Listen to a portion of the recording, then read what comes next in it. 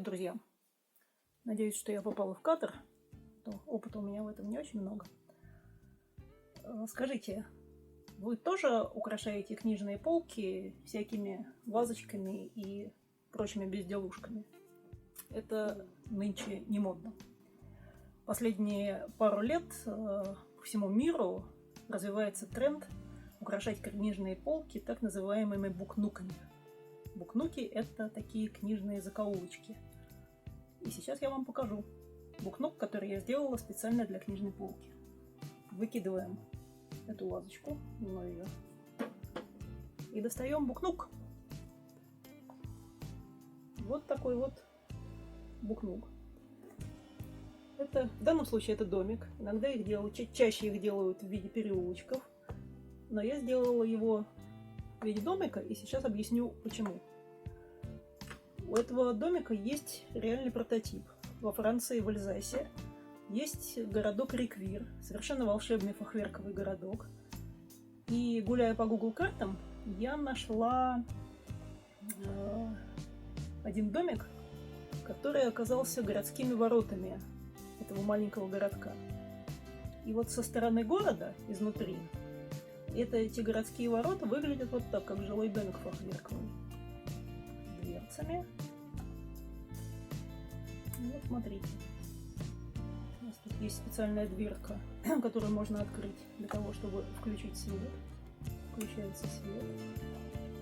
Боюсь, что не очень хорошо видно с освещением. Возможно, так будет лучше. Вот этот домик. Надеюсь, что его сейчас видно.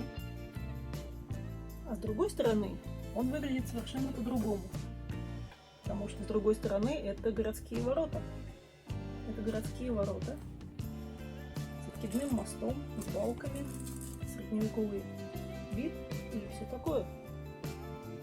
Вот такой вот домик. Можно его поставить одной стороной, можно поставить другой стороной, как вам больше нравится. Кроме того, для тех, кто, как и мама дяди Федора, считает, что вещь должна быть не только красивой, но и полезной, помните, эта картина очень полезная, она дырку на обоях загораживает. Вот в моем домике тоже есть полезная вещь. У нее открывается крыша, и на чердаке есть маленький тайничок. Да не такой уж и маленький, туда можно много всего положить ценного. И на чердаке же осуществляется управление подъемным мостом. Мы тянем за цепочку и складываем мост. После этого поворачиваем домик, чтобы откидной мост не мешался. Можем поставить его этой стороной. А можем еще вот таких детишек посадить. Самое смешное, я их привезла как раз из Франции.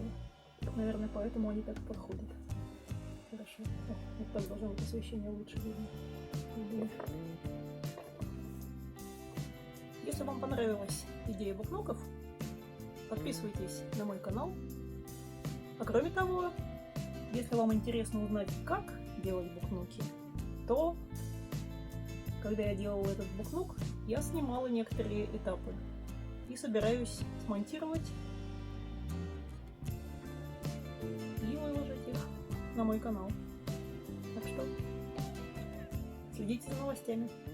До новых встреч!